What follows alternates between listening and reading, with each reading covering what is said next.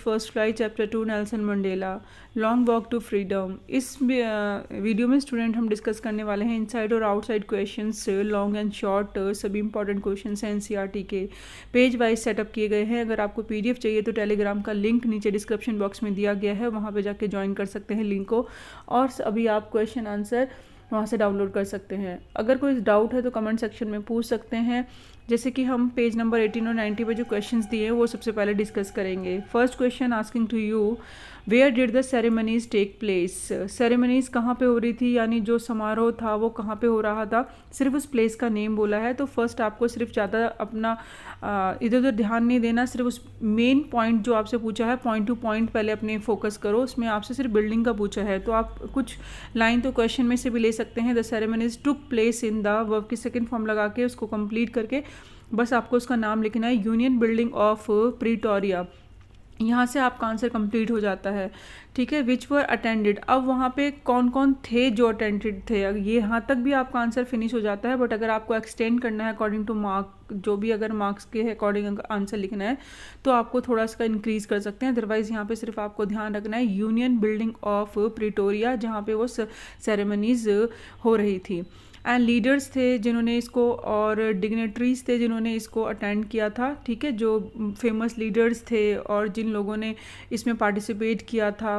Apartheid जो उसका system था उसको एंड करने के लिए और एक न्यू एरा स्टार्ट हुआ था, जहाँ पे जस्टिस है इन और इक्वलिटी है और डिग्निटी है। तो ये सारी चीज़ें अब वहाँ पे साउथ अफ्रीका में न्यू कॉन्स्टिट्यूशन के साथ स्टार्ट हो चुकी थी। एंड उसमें जो भी पार्टिसिपेशन था तो वो सब लोगों ने किया था जिन्होंने उस चीज़ में पार्टिसिपेट किया था फ्रीडम के लिए।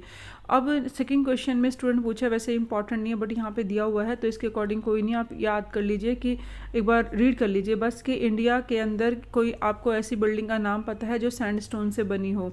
तो आप बहुत सारे सैंडस्टोन से बनी हुई हैं, आप कोई भी उसमें नाम दे सकते हैं। यहाँ पे एग्जाम्पल के तौर पे हम ले लेते हैं राष्ट्रपति भवन और red fort are the building made of the red stone, जो कि रेड स्टोन से बनी हुई हैं। वो आपको यहाँ पे नेम लिखना है, बताना है, एग्जाम्पल दिया। तो 2 क्वेश्चन पूछे थे और उसके मॉडिफाई कर सकते हैं, आंसर को अपने हिसाब से ले सकते हैं अकॉर्डिंग टू मार्क्स, जैसे भी मार्किंग होगी उसके अकॉर्डिंग ही आप आंसर देंगे।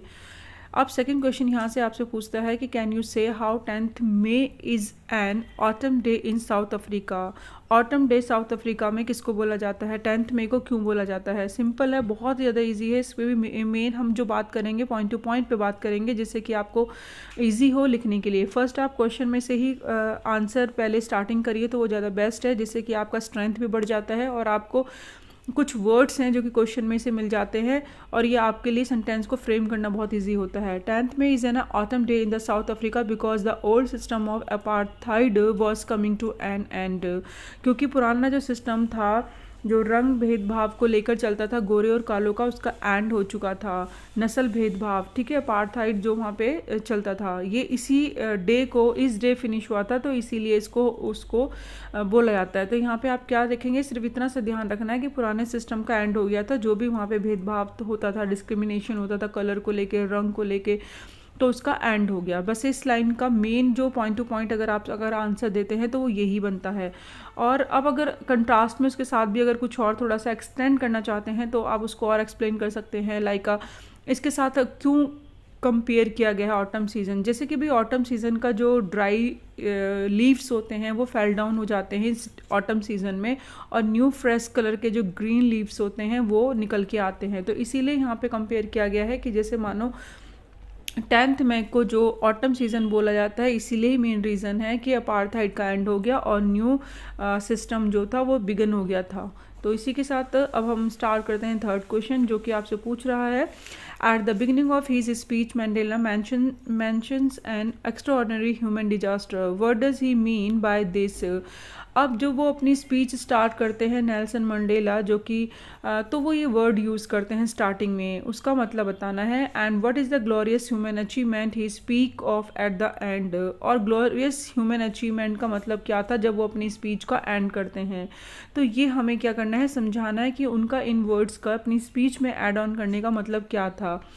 Bye an extraordinary human disaster Mandela means straight to practice of apartheid in South Africa. Simple is that, आपको पॉइंट टू पॉइंट इस वर्ड का ध्यान रखना है कि वो चीज़ है डिजास्टर से ही आप अपना क्लिक कर लीजिए माइंड में। जब उन्होंने स्टार्टिंग करी थी स्पीच की तो इस लाइन को ऐड ऑन करने का मतलब है क्योंकि जो उन्होंने फेस करा इस सिस्टम को साउथ अफ्रीका में, जो सेग्रीगेशन था कलर को लेके, अपार्थाइड था, जो डिस्क्रिमिनेशन था, तो बहुत ज़्यादा फेस करा था ब्लैक पीपल्स ने।